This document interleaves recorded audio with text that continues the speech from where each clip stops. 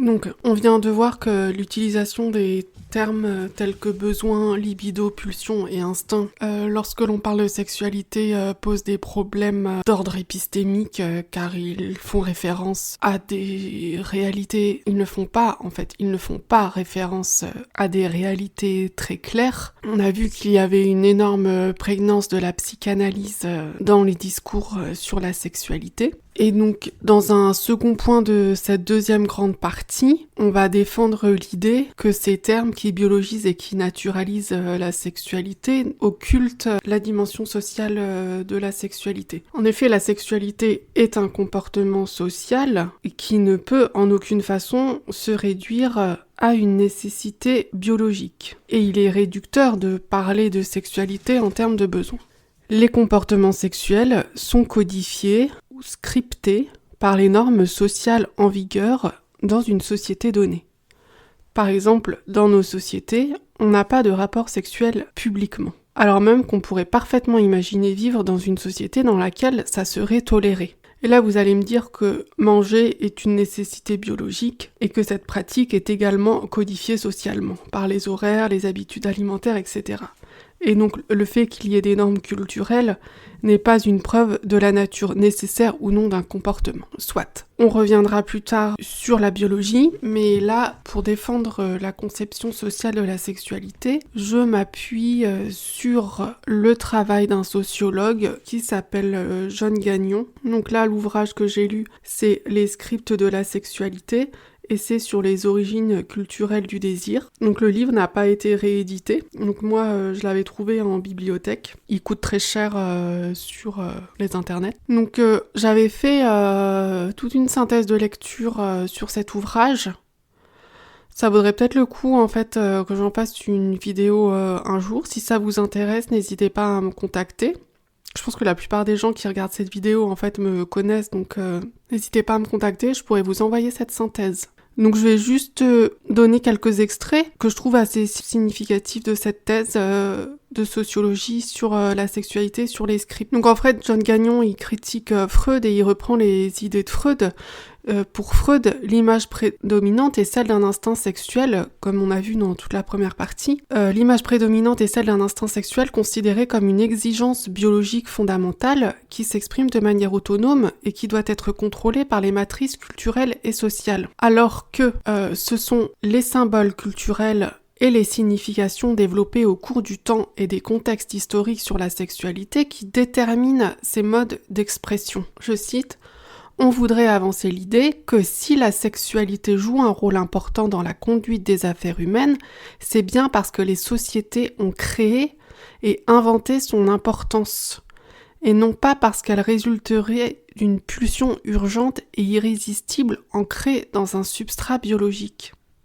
Donc oui, je pense que ça mériterait vraiment de développer tous ces points. Mais là, l'idée principale, en fait, c'est de se rendre compte de toute la charge symbolique qui est mise sur la sexualité, en fait. Je veux dire, la sexualité, elle est toujours associée à des interdits, à des tabous. Enfin, c'est quand même dingue, en fait. La sexualité, elle est à la fois partout, et en fait, à la fois, elle est nulle part. Je veux dire, on va sur Internet... la pornographie, c'est hallucinant, quoi. Un gamin de 6 ans, il peut avoir accès à la pornographie sans aucune restriction. Et à côté de ça, en fait, la sexualité publique, c'est interdit. Enfin, vous voyez, donc l'ensemble de règles et de coutumes contradictoires, en fait, qui sont associées à la sexualité. Donc si c'était un truc principalement de l'ordre de la biologie, en fait, ça se passerait pas du tout comme ça. Ça serait beaucoup plus simple, en fait. Donc pour revenir à l'argument qui dirait que en fait c'est pas parce qu'il y a des normes culturelles que ça prouve qu'il n'y a pas de nécessité biologique. Donc là, je vais revenir à des faits biologiques qui tendent à montrer que la sexualité humaine, à quel point elle est détachée en fait de la nécessité biologique. Donc il y a une croyance populaire que les phéromones jouent un rôle chez l'espèce humaine dans l'attirance sexuelle. Et c'est faux en fait. Donc on va voir pourquoi. Donc chez les mammifères, l'accès des phéromones au cerveau se fait via l'organe voméronasal situé au fond du nez. Et en fait, ce qui a été constaté, c'est que chez l'espèce humaine, cet organe voméronasal, en fait, n'est plus fonctionnel. Et donc là, notamment, moi j'ai lu ça dans un ouvrage de Serge Wunsch, donc, qui était enseignant et chercheur en neurosciences. Et du coup, il a écrit cet ouvrage, Comprend les origines de la sexualité humaine, neurosciences, éthologie, anthropologie. Il a voulu, je pense, faire une synthèse transdisciplinaire, parler de la sexualité. Et moi, j'ai trouvé cet ouvrage vraiment très intéressant. Je vous le conseille vivement, il est très accessible, je pense. Donc en fait, ce qui se passe au niveau des systèmes olfactifs, c'est que chez les hominidés, donc il y a une altération des gènes des systèmes olfactifs. Donc à partir des cathariniens, donc les singes de l'ancien monde, je sais pas trop ce que c'est, les gènes de la protéine TRPC2, un canal ionique essentiel à l'activité sensorielle de l'organe voméronasal, sont altérés. De ce fait, la transduction du signal olfactif est altérée et l'organe voméronasal n'est plus fonctionnel. Là, il y a un schéma du coup. Donc là, il y a un point d'interrogation avec l'absence de nerfs, donc je pense que tout n'est pas compris en fait à ce niveau-là. Mais en tout cas, il y a des preuves que l'organe voméronasal, il est vestigial chez l'adulte humain. Et aucun effet comportemental des phéromones n'a été observé expérimentalement, contrairement à toutes les croyances populaires qu'il y a à ce sujet. Donc je vais lire des extraits de l'ouvrage de Wunsch. Ce sont apparemment tous les éléments de la communication chimique qui sont altérés chez l'être humain, les gènes, les structures anatomiques, les comportements d'émission et de réception des signaux chimiques et les effets comportementaux de ces signaux. L'éléphant, qui est comme l'être humain un mammifère très corticalisé, mais avec des systèmes olfactifs fonctionnels, pourrait être un bon exemple de comportement olfactif qui aurait dû être conservé si l'olfaction jouait encore un rôle majeur chez l'humain. Donc là, je pense qu'il y a une erreur de construction de la phrase, parce que l'éléphant pourrait être un bon exemple de comportement olfactif. Enfin, bon, là, il y a un problème, mais je pense qu'on comprend l'idée. Et donc ça pourrait être un bon exemple de comparaison en fait avec l'être humain. L'éléphant possède un organe voméronasal et un bulbe olfactif accessoire développé. Il recueille activement les signaux chimiques avec sa trompe, par exemple par inhalation de l'urine. Des phéromones sont émises dans l'urine et par différents orifices durant la période de rut, les éléphants femelles dispersent leur urine avec leur queue. Surtout avant l'ovulation, les comportements entre les mâles dépendent également des phéromones, etc. etc. Je vous apprends pas que l'être humain ne cherche pas d'informations à propos du stade d'ovulation de ses congénères en reniflant leur urine. Et donc, par contre, chez l'être humain, en plus des gènes olfactifs qui sont altérés, l'organe voméronasal et le canal nasopalatin humain apparaissent comme vestigiaux. Et il ne semble pas exister de bulbe olfactif accessoire. L'être humain ne marque pas chimiquement son territoire et n'a pas de comportement de flairage ou de léchage des régions buccales et anogénitales de ses congénères. Néanmoins, on observe encore quelques effets olfactifs, mais qui apparaissent comme résiduels. En effet, les expérimentations scientifiques avec des phéromones ne mettent en évidence que des effets faibles, essentiellement physiologiques, comme la synchronisation du cycle menstruel ou affectif, mais aucun effet comportemental. Donc là, je suis pas allée voir à quelle étude ça fait référence, mais cette idée de synchronisation du cycle menstruel, là, ça a été débunké, en fait. Il y avait eu, soi-disant, des preuves qu'en fait, quand des femmes se retrouvent ensemble, en fait, elles synchronisent leur cycle menstruel, et en fait, moi j'ai lu des choses qui ont dit depuis que c'était complètement faux en fait. Et donc, la synthèse de toutes ces données suggère que chez l'être humain, par rapport au comportement et à la motivation sexuelle, les principaux processus neurobiologiques de la répulsion, agression mâle-mâle chez certaines espèces et surtout de l'attraction hétérosexuelle, sont altérés et non plus que des effets faibles. Néanmoins, même s'il est actuellement certain que les phéromones n'ont plus des effets aussi importants chez l'être humain que chez les rongeurs ou les éléphants, l'importance relative des effets résiduels sur le comportement sexuel par rapport à l'importance des autres facteurs, récompense, cognition, culture, reste encore à évaluer d'une manière plus précise. En conclusion, l'olfaction, qui est un facteur majeur chez les mammifères non primates, devient, en raison des altérations des gènes et des bonifications des comportements olfactifs, un facteur secondaire chez les hominidés. Alors moi, là, je trouve que Serge Wundt, en fait, il fait vraiment preuve d'une grande prudence, parce que c'est vrai que, en fait, il y a toujours des chercheurs qui cherchent à montrer l'influence des phéromones et des odeurs dans les comportements sexuels. C'est beaucoup de personnes qui s'inscrivent justement dans la psychologie évolutionniste. Et donc par exemple quand on lit l'article Wikipédia, ça reprend l'idée qu'il y a un débat à ce sujet-là. Je pense que ce qu'on peut retenir dans tous les cas, c'est que même s'il y a un effet, en fait, il est vraiment hyper résiduel et que les comportements sexuels, en fait, ils peuvent pas, en fait, être assimilés ils peuvent pas être réduits à un fonctionnement biologique. On dépend de notre substrat biologique, en fait. La sexualité, bien sûr, elle s'inscrit dans un corps, mais au niveau des déterminants, en fait, la biologie, elle va servir à décrire ce qui se passe d'un point de vue biologique. Mais en fait, quand on passe de la biologie au comportement, dans des relations de cause à effet, là, ça pose une question épistémique, en fait.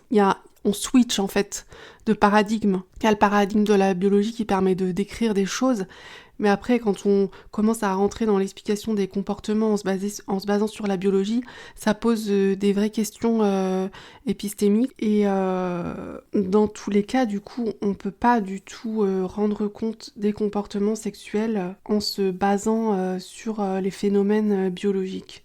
C'est pas possible. Donc j'espère que c'est pas trop obscur et pas très clair ce que je dis. Du coup, maintenant, on va aborder la troisième partie. Pourquoi ces termes posent problème au-delà du fait qu'ils soient faux. Donc là, après les aspects épistémiques, on va voir la dimension éthique. Les termes qui biologisent et qui naturalisent la sexualité, selon moi, entretiennent les stéréotypes de genre et justifient les violences sexistes et sexuelles. Ils entretiennent notamment la croyance commune que les hommes ont plus de besoins sexuels que les femmes. Et donc là, pour illustrer ça, je vais vous présenter un débat qui a été publié dans le numéro 116 de Philosophie Magazine.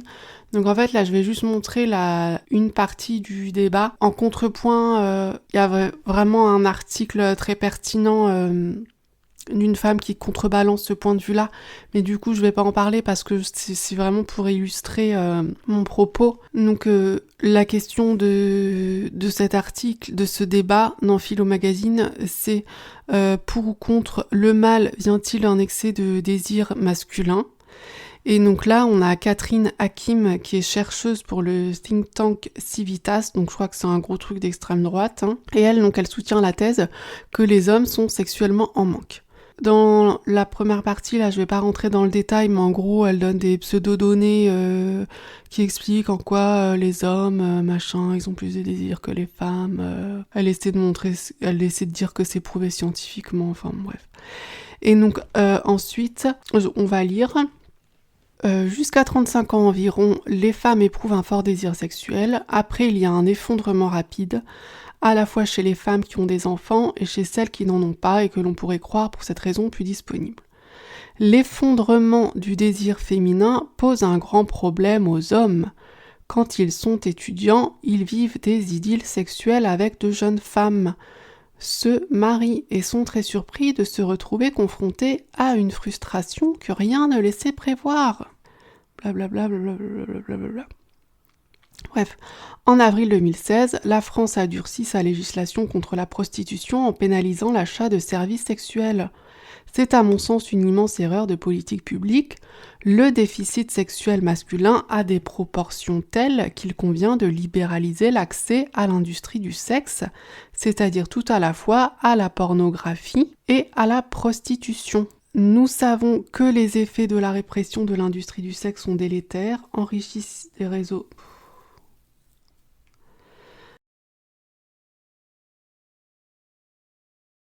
Pour conclure, je n'ai été surprise ni par l'affaire Weinstein, ni par les révélations en cascade qui ont suivi, parce que je sais que la libération des mœurs n'a pas permis aux hommes de satisfaire pleinement leurs désirs et qu'ils restent en situation de manque. Les sites de rencontres sur Internet l'ont confirmé. En apparence, ils rendent l'accès au sexe plus facile, mais pour chaque femme enregistrée sur ces sites, il y a en moyenne 20 hommes. Cela signifie que lorsqu'on est une femme, même peu attirante, on n'éprouve guère de difficulté à trouver un partenaire. C'est un ramassis de conneries. Par contre, les hommes peu attirants n'ont d'autre choix que de payer. C'est ce que Silvio Berlusconi avait compris, mais pas Dominique Strauss-Kahn ni Harvey Weinstein, aveuglément vaniteux, ce qui les a précipités dans de graves ennuis. Bon, c'est vraiment un ramassis de conneries, mais donc, c'est pour vous montrer en fait comment cette dame, elle s'appuie sur cette croyance en un désir masculin qui serait lié à un besoin pour expliquer l'affaire Weinstein par exemple. Donc en fait la nana elle explique les violences sexuelles et sexistes systémiques par le fait que les hommes en fait ils sont frustrés parce qu'ils n'ont pas un accès suffisant à la sexualité. Enfin, je sais pas si vous vous rendez compte en fait de l'ampleur des implications de ce qu'elle dit, quoi. Donc là, on voit bien qu'elle nourrit la croyance que les hommes ont plus de besoins sexuels que les femmes, et que c'est bien sûr au rôle des femmes de satisfaire ces besoins. Faut généraliser la prostitution, il faut que les hommes puissent accéder abondamment et librement aux femmes.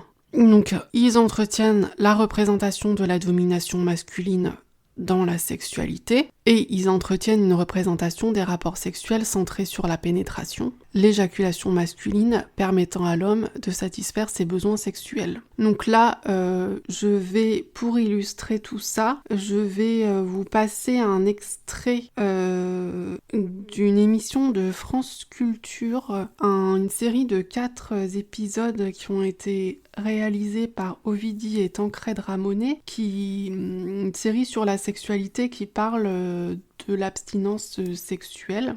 Donc voilà, je vous laisse écouter l'extrait. Martin Page, auteur d'Au-delà de la pénétration. Comment toi, déjà, est-ce que tu définirais l'absence de sexualité et comment expliquer qu'il y ait une telle différence d'appréhension entre Tancred et moi sur ce sujet ? Alors c'est compliqué, je pense qu'il y a la sexualité vue par la société, et donc effectivement là elle serait c'est la définition proche de celle de Tancred, et qui serait effectivement l'absence de rapport pénétratif avec éjaculation. C'est la définition classique et qui satisfait plutôt, on va dire en général, les mecs. Moi, il me semble qu'on peut prendre un peu de liberté vis-à-vis de cette définition classique, dire que la sexualité, en fait, c'est ce qu'on désire être la sexualité. Mais faire l'amour sans pénétration, est-ce que c'est faire l'amour ? C'est faire l'amour si on décide que c'est faire l'amour. Je suis pour qu'on élargisse en fait le champ de la sexualité, de ce qui est la sexualité, et qu'on se contente pas simplement d'annoncer et de répéter ce que la société nous enseigne en fait. Pour une raison très simple, c'est que beaucoup de gens sont malheureux dans leur sexualité. Pourquoi c'est la pénétration qui occupe en quelque sorte le cœur de la définition de l'acte sexuel, ou qu'on se représente comme étant ce cœur-là ? Évidemment, ce à quoi je pense, c'est que la pénétration conduit à l'éventualité d'une fécondation. Donc on peut très bien comprendre pourquoi la société a tendance à favoriser les rapports pénétratifs. J'y vois un autre avantage social, c'est que la sexualité centrée sur la pénétration est quand même la sexualité qui a le plus de chances de ne pas satisfaire les femmes. C'est une manière aussi d'asseoir la domination masculine et de dire que c'est naturel finalement.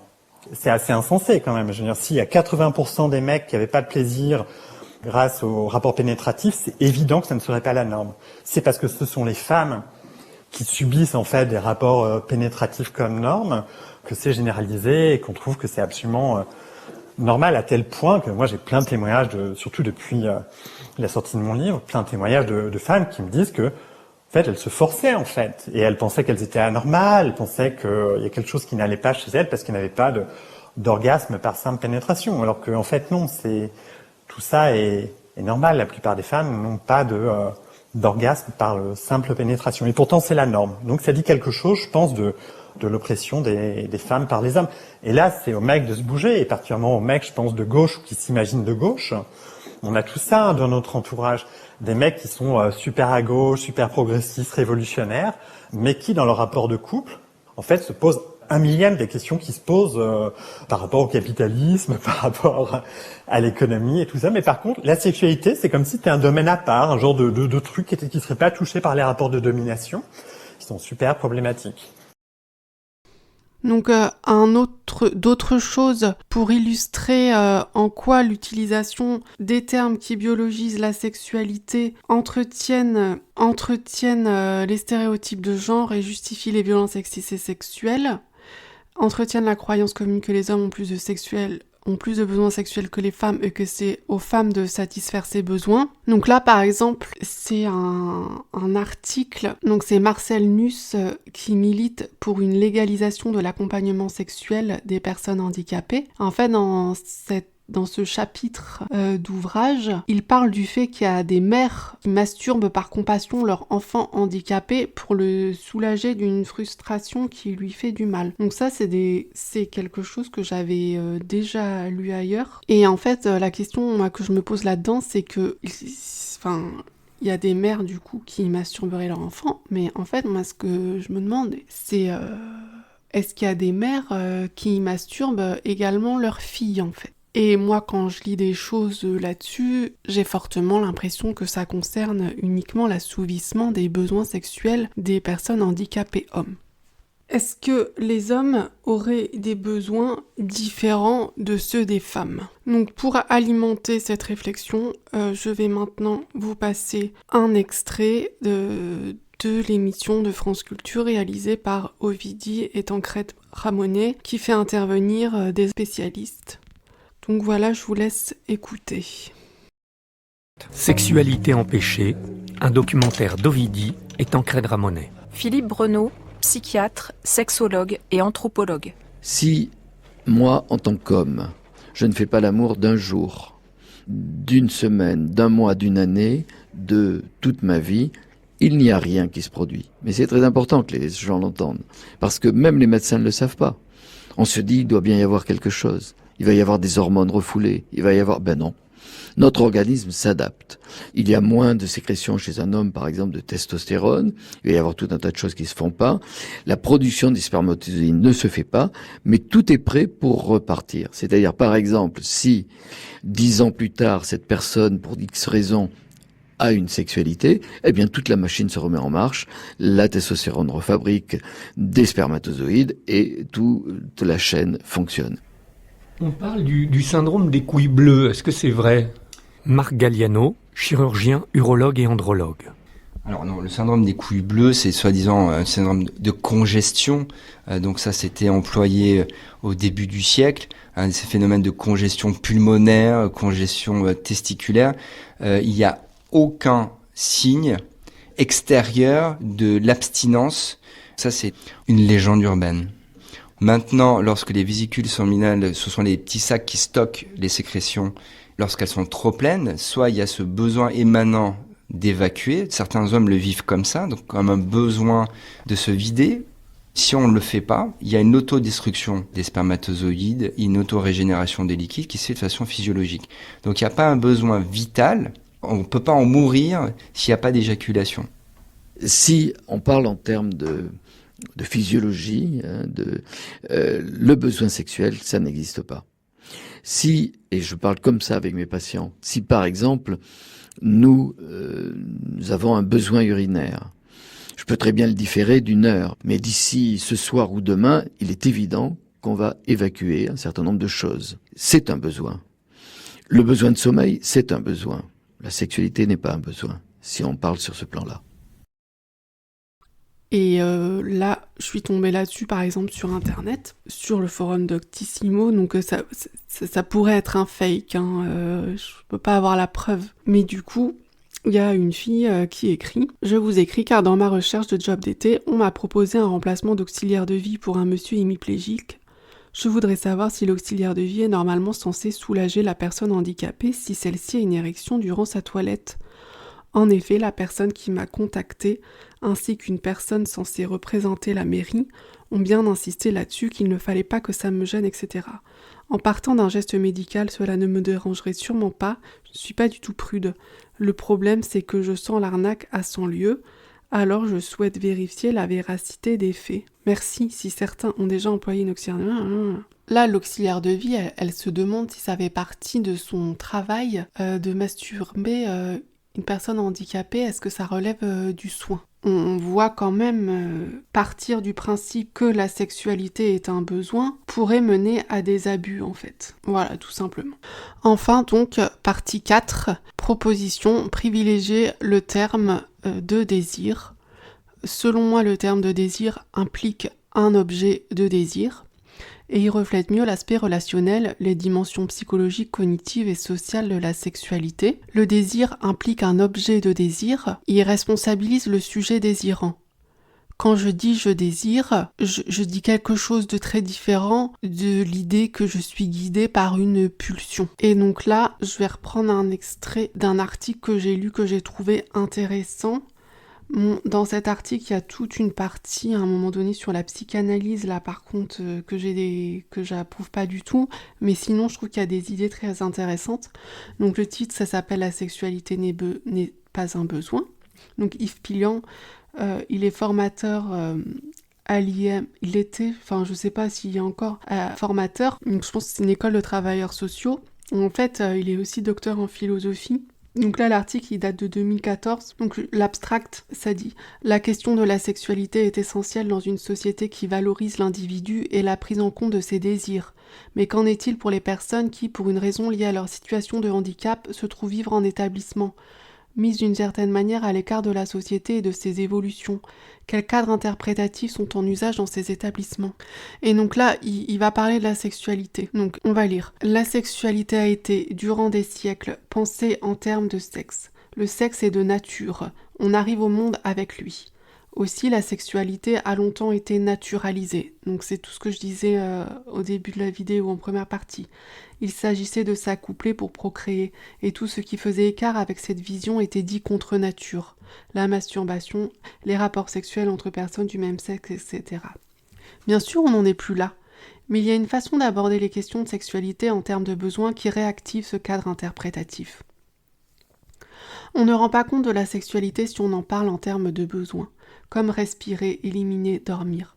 La sexualité parle de corps, de plaisir, de symboles, de génération, de masculin, de féminin, d'intimité. Elle parle de la mort et de ce qui tend à la dépasser. Mais il y a un autre aspect qui empêche de réduire la sexualité à un besoin. La sexualité procède d'une relation à l'autre, et d'un autre que l'on sait autre, c'est-à-dire qui a aussi ses propres représentations, son désir, ses attentes. Le plus fort désir humain, c'est le désir de l'autre. L'espace symbolique de toute sexualité est altérité, même entre deux personnes du même sexe, même dans l'auto-érotisme, puisque l'autre y est fantasmé. Et là, moi, je trouve ça vraiment très très intéressant, parce que en critiquant la notion de besoin, on redéfinit la sexualité vraiment en termes de relation. Alors que quand on parle de la sexualité en termes de besoin, on centre ce besoin sur une personne et ça oblitère l'aspect vraiment relationnel. Et alors que justement la sexualité, quand la sexualité qui mène aux violences sexistes et sexuelles, justement, c'est qu'il y a un problème au niveau de cet aspect relationnel. Les viols, le fait de ne pas s'intéresser au consentement de l'autre personne, et c'est une atteinte à l'altérité en fait. Alors que la sexualité saine, c'est vraiment la prise en compte de l'altérité. Donc voilà, les termes de besoin, les termes qui biologisent la sexualité, ils décentrent la description de la sexualité de ces aspects relationnels. J'espère que je suis relativement claire. Et donc enfin, pour terminer, ouverture un peu philosophique, en fait, ça pose aussi la question de comment, en fait, on veut se percevoir en tant qu'être humain, en tant qu'espèce humaine, en fait. Est-ce qu'on veut se concevoir peu avec quelque chose d'animal, comme des animaux mus par des instincts irrépressibles, ou est-ce qu'on veut plutôt se concevoir comme des sujets capables de se maîtriser, d'être libres, de faire des choix éclairés, de se poser des questions et de comprendre les déterminants de nos désirs?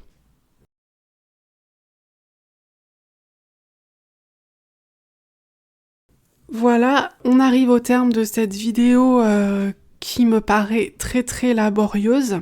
J'espère que ça vous aura quand même intéressé, que ça vous aura ouvert des pistes de réflexion.